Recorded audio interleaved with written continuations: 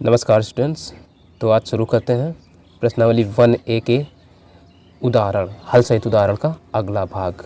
और इस भाग में हम शुरू करेंगे सवाल नंबर 7वां से। इसके पहले जो भाग बनाया उसमें सवाल नंबर 6 तक पूरे के पूरे बता चुके हैं।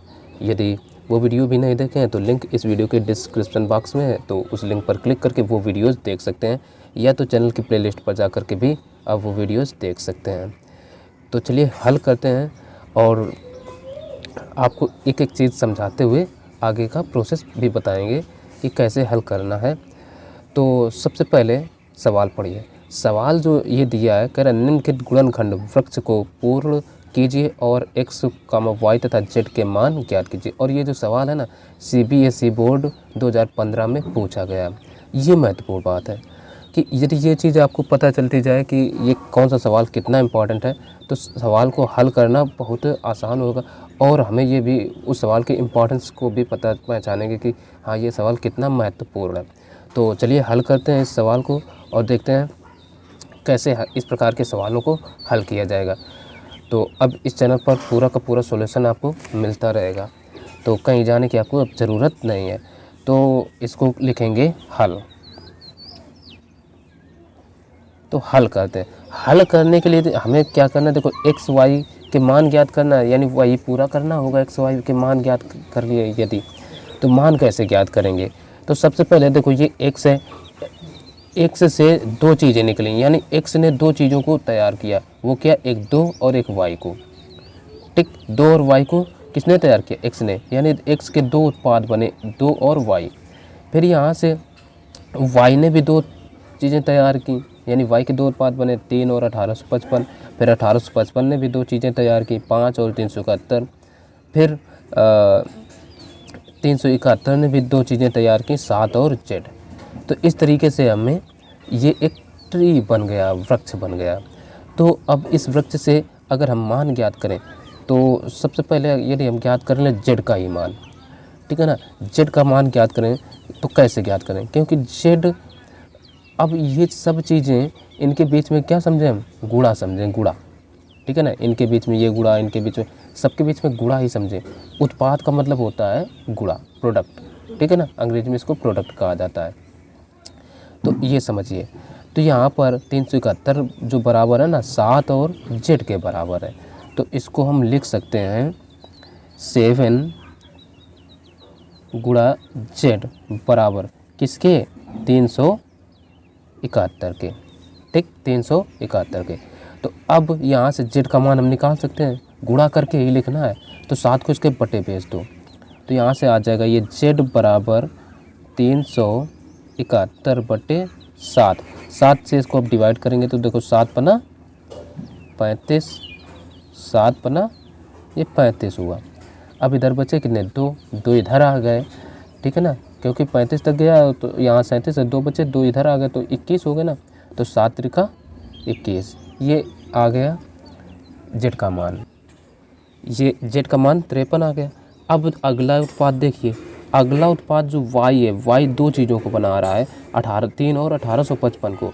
तो अगला जो वाई बराबर लिखेंगे ना, वो हम कुछ इस तरीके से लिखेंगे, वाई बराबर 3 गुणा 1855। ठीक, तो अब इनका हम करा देते हैं गुणा, तो वाई बराबर आ जाएगा, यही गुणा कराए ले रहे हैं। ठीक, तो देखो 53 15 के पास, 53 15 और 1 16, फिर 3 अठे 24, 1 25 और 3 एकम 3 और 2 5, 55 65 आ गया। यानी ये जो y का मान है ये आ गया 55 65। तो यहाँ से हम लिख सकते हैं y बराबर 55 65। इसको बंद भी कर देते हैं। अब x का मान बचा, x का मान कैसे, 2 × y ये लिखेंगे। x दो चीज़ों को बना रहा ना, तो x बराबर लिखेंगे 2 × y। तो यहाँ से देखो 2 × y का मान आया 55 65, तो रख दिया। तो अब इनका करा दो गुणा।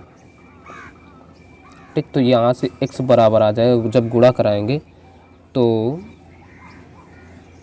1 1 30। कैसे भाई, 2 पंचे 10 की 0, 2 छंग 12, 1 13, 2 पंचे 10, एक हासिल 11, 2 पंचे 10, 1 11 टोटल आ गया ना। तो यहाँ से ये x का मान आ गया और ये 53 जो आया वो z का मान आ गया। तो ये सबके मान आ गए और यही हो जाएंगे इस सवाल के आंसर।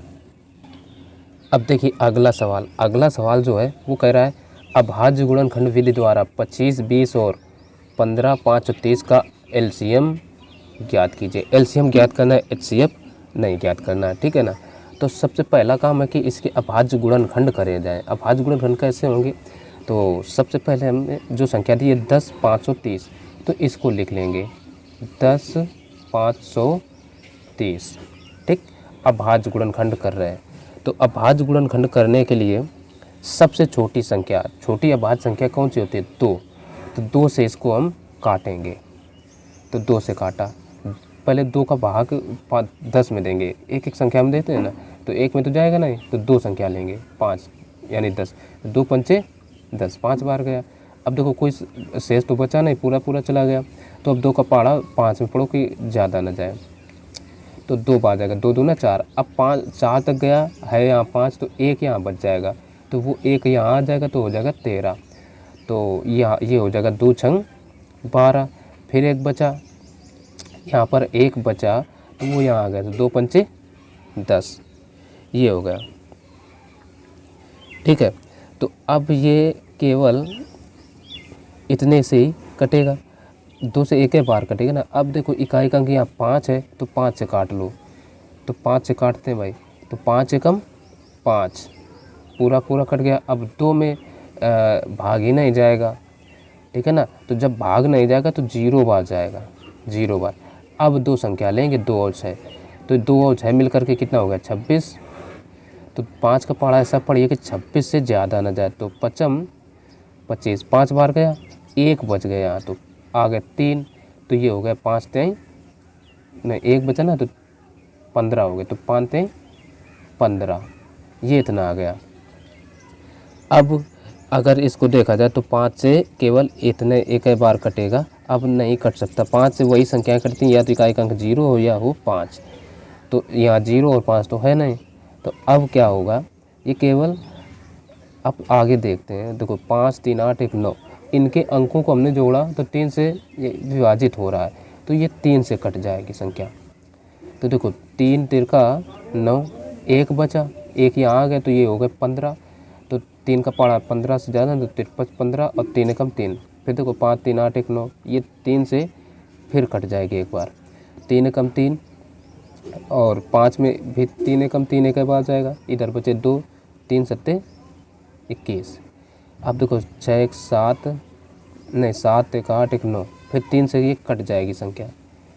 तो 3 तिरका 9 और 1 बचा इधर, इधर बचा नहीं 2, तो 3 नंबर 27, तो 9 3 12, 3 से फिर योग आ गया, 9 3 12, 12 में 9 से का भाग चला जाता है, ये 3 संख्या फिर कटेगी, 3 एकम 3 और 3 तिरका 9।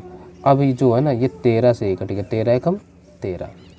इस तरीके से इसके बने जा कर के ये गुणनखंड। तो एक बार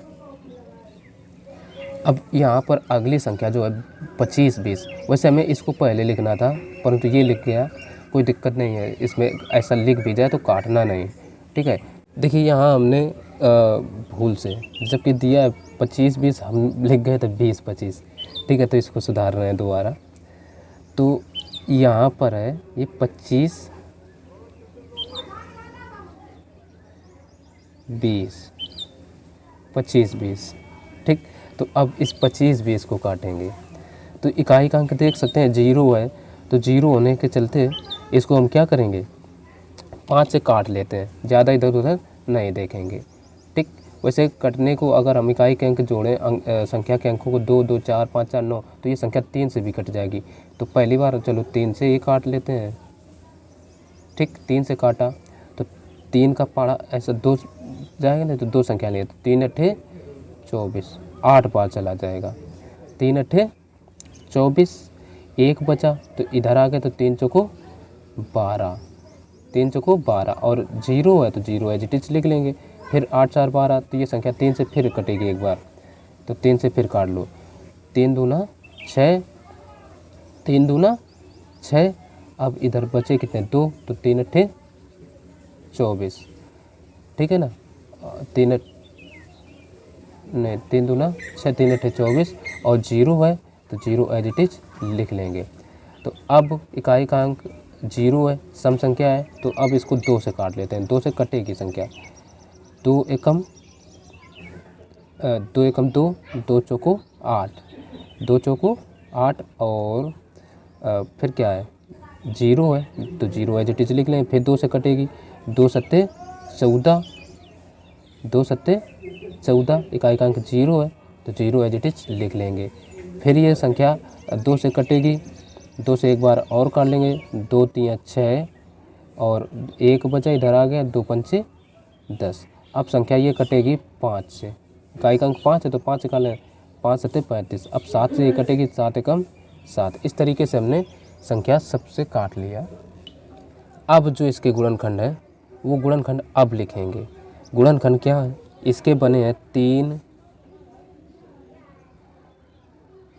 3 गुणा 3, 2 बार है और 2 कितना है 3 बार है, तो गुणा 2 गुणा 2 गुणा 2 और फिर क्या 5 है तो गुणा 5 गुणा 7। अब ये देख रहे हैं करेक्ट लिखा है। अब हमें ज्ञात करना है, अच्छा इधर कितना लिखेंगे, ये है 25 20, उल्टा लिखने के चलते ये सब इतना करना पड़ा, 25 20, ठीक 25 20। अब हमें ज्ञात करना है HCF। तो HCF ज्ञात करने के लिए क्या करेंगे, पहले वो चीज़ लिख लो जो सब में मिल रहा हो परंतु ज़्यादा बार। तो इसमें देखिए 2, इसमें 1 2 3 बार है, इसमें 1 बार है तो 3 बार लिख लेंगे।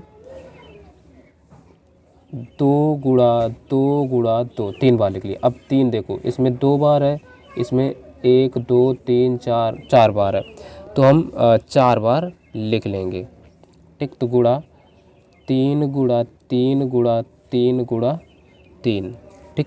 इसके अलावा अब जो ना मिल रहा वो भी लिख लो, जैसे 5 फिर 7 और तब ये 13 भी लिख लो। अब इन सब का कराएंगे हम गुणा। तो जब गुणा कराएंगे तो देखो इनका गुणा हो जाएगा, 2 दूना 4 दूना 8 हमने लिखा।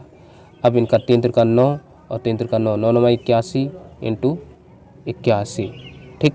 और ये 5 सत्ते 35 इंटू 35 इंटू 13, ये सब लिखा है। तो जब इनका गुणा कराएंगे तो ये आएगा 29 48 40, 29 48 40। ये गुणा कराने पर फाइनल आंसर आएगा और यही हो जाएगा सवाल का आंसर, ठीक।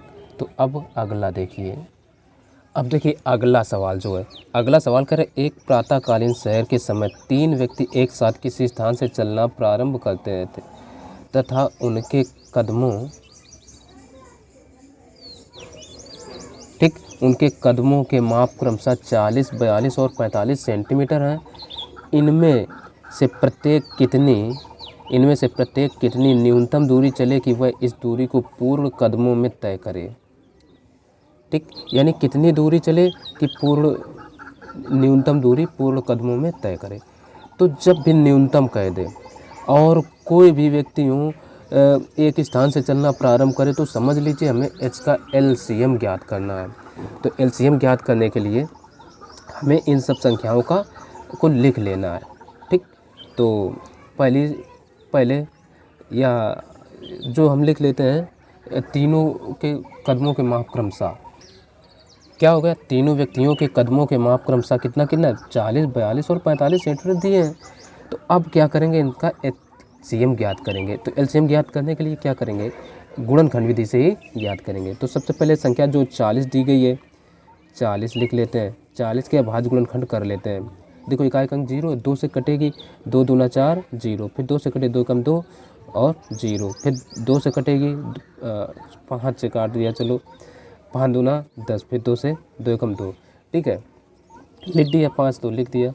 अब 42 है, 42 को भी इकाई का अंक 2 है, 2 से कटेगी, 2 दूना 4 2 कम 2 अब ये इकाई का अंक 1 आ गया तो विषम संख्या से कटेगी 3 से, 3 सत्ते 21, 7 से ये कटेगा, 7 एकम 7। अब आ गया 45। 45 इकाई का अंक 5 है तो 5 से काट लेते हैं, 5 नवा 45। अब ये 3 से कटेगी, 3 तिरका 9, फिर 3 से 3 एकम 3।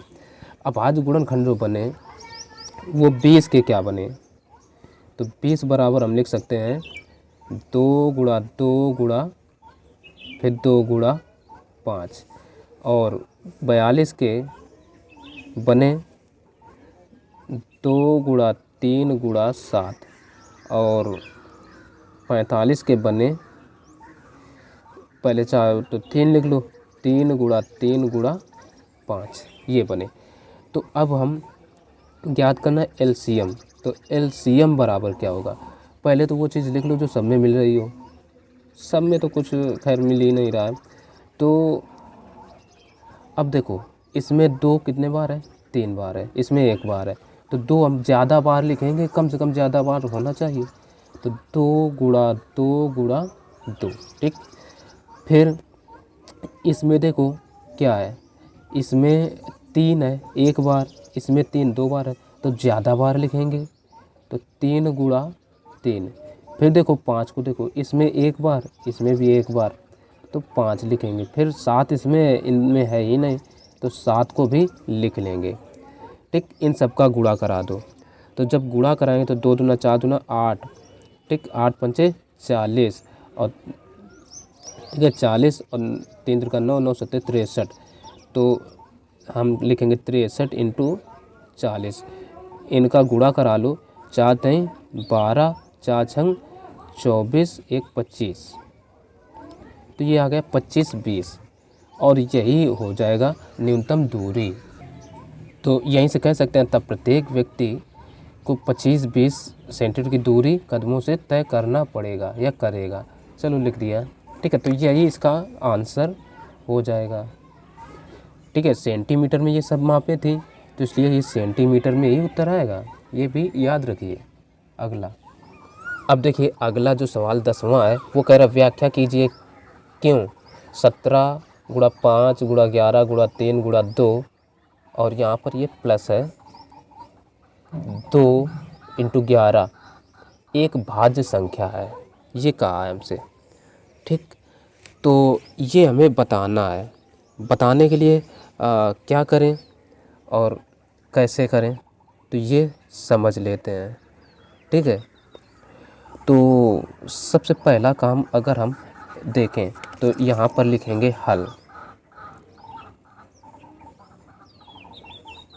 ठीक। तो हल करने के लिए एक बार सवाल को जांच लेते हैं कि पूरा करेक्ट लिखा है। 17 गुणा 5 गुणा 11 गुणा 3 गुणा 2 प्लस 2 गुणा 11 सही है। तो ये जो संख्या है इसको हम लिख लेते हैं,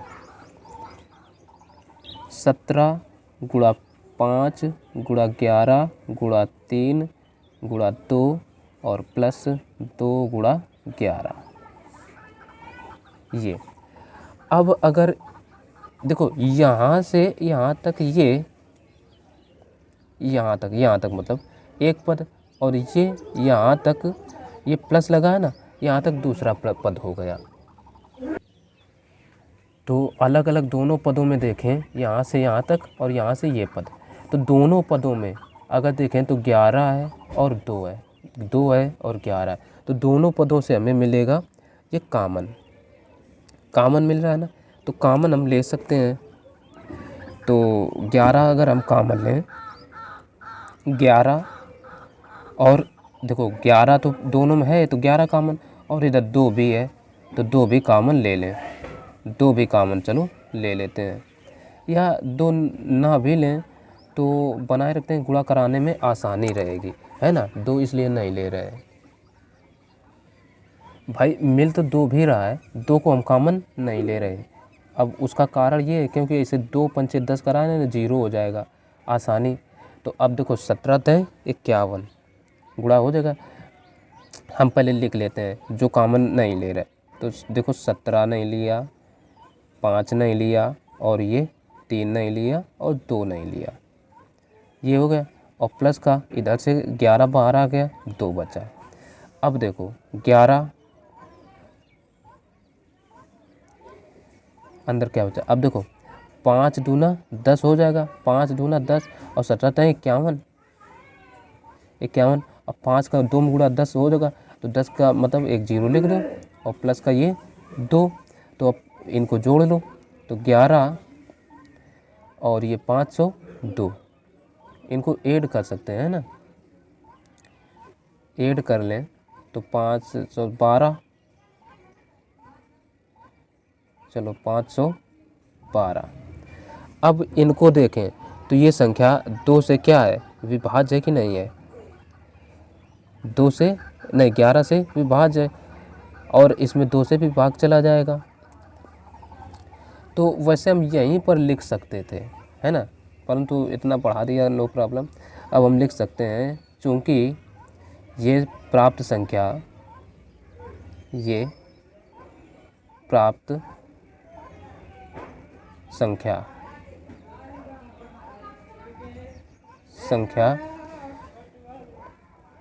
11 गुणा कौन सी है 512 संख्याओं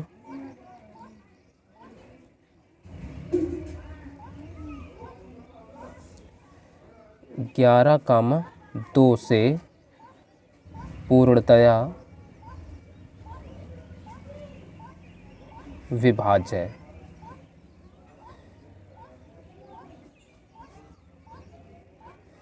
इसलिए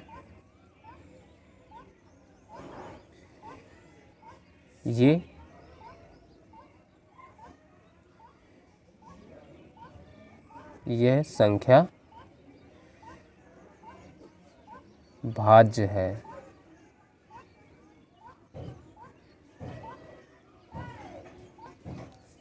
इसलिए यह संख्या भाज्य है, ठीक, और यही हमें बताना था, प्रूव्ड हो गया। अब अगला जो नंबर है वो कह रहा है निम्न में से कौन सा सहभाज्य संख्याओं का एक युग्म है। तो हमें ये 4 विकल्प दिए हैं, पहला 14,35, 18,25, 31,93 और 32,62, इनमें से कौन है ये बताना है। तो सबसे पहले ये हमें जान लें सहभाज्य संख्याएं कौन होती हैं। तो सहभाज्य संख्याएं वे संख्याएं होती हैं जिनमें एक के अलावा किसी अन्य संख्या से भाग ना जाए, दोनों में। अगर देखो 14,35 लें तो इसमें 7 से भी चला जाएगा, इसमें भी चला जाएगा, ठीक है ना। 7 एक ऐसी संख्या है जिसका भाग दोनों में जा रहा है, तो ये तो सहभाज्य संख्या हो नहीं सकती। अब 18,25 में देखो तो इसमें कोई ऐसी संख्या नहीं है जिसका भाग दोनों में जाए। इसमें देखो 31 का 93 में भाग खुद चला जाता है, तो ये भी नहीं हो सकता। अब 32,62 इसमें एक ऐसी संख्या है जिसका दोनों में भाग जा रहा है, तो ये भी नहीं हो सकता। तो फाइनली बचा कौन, 18 और 25, ठीक है ना। तो इसका आंसर कौन हो जाएगा, यही हो जाएगा 18, 25, ठीक। डायरेक्ट आंसर हमें लिख देना है। सहभाज्य संख्याएं वे संख्या होती हैं जिनका एक के अलावा और किसी भी संख्या से दोनों में भाग ना जाए।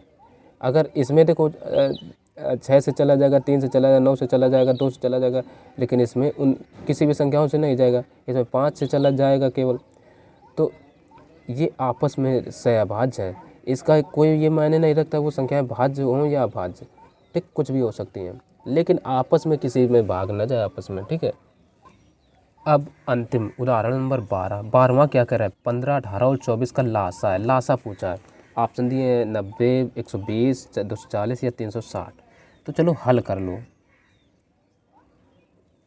ठीक। लासा ज्ञात करते हैं, लासा ज्ञात करें 15, 18 का करेंगे भाज्य गुणनखंड। तो हम लिखेंगे 15, अब देखो 3 से कटेगी 53, 15, 5 से काट लो, 5 कम 5, 18, 18 को भी सम संख्या है, 2 से कटी, 2 नंबर 18, अब 3 से 3 तिरका 9, फिर 3 से 3 कम 3 और 24 है, सम संख्या है, 2 से कटेगी, 2 कम 2, 2 दूना 4, फिर 2 से कटे 2 छंग 12, ठीक है ना, 2 छंग 12, फिर 2 से कटे 2 3 6, फिर 3 से 3 कम 3। तो यहाँ आ गया जो 15 का आया, तो 15 के आ गए 3 गुणा 5, 18 को लिखेंगे 2 गुणा 3 गुणा फिर 3 और 24 को लिखेंगे 2 गुणा 2 गुणा 2 गुणा 3। अब एलसीएम क्या होता है पता होना चाहिए। सब में मिल रहा हो ज़्यादा बार वो लिख लो। तो देखो सब में 3 मिल रहा है तो 1 2 इसमें एक बार, तो 3 को लिख लो 3 गुणा 3। फिर 2 इसमें है नहीं तो इसमें ज़्यादा बार देखो 1 2 3, 2 गुणा 2 गुणा 2। अब 5 नहीं मिल रहा, जो ना भी मिल रहा उसको भी लिख लो, यानी 5 करा लो गुणा। तो देखो गुणा कराएंगे तो यह आ जाएगा 3 तिरका 9, ठीक, या ऐसा 2 दूना 4, 2 दूना 4 दूना 8, 8 पाँच 40 और 9 चौको 36, यानी 360। 360 यानी यही इसका हो गया आंसर। और ये विकल्प कौन सा दे रखे हैं, डी नंबर, तो डी नंबर ही ये सही हो जाएगा। ठीक, तो आशा है ये वीडियो आपको पूरा का पूरा अच्छे से समझ में आएगा। आगे के और वीडियोस देखने के लिए चैनल पर बने रहें और हमारे इस यूट्यूब चैनल NCERT को सब्सक्राइब कर लें और ज़्यादा से ज़्यादा अपने दोस्तों को भी शेयर करें। तो चलिए मिलते हैं फिर अगले वीडियो में, तब तक के लिए नमस्कार।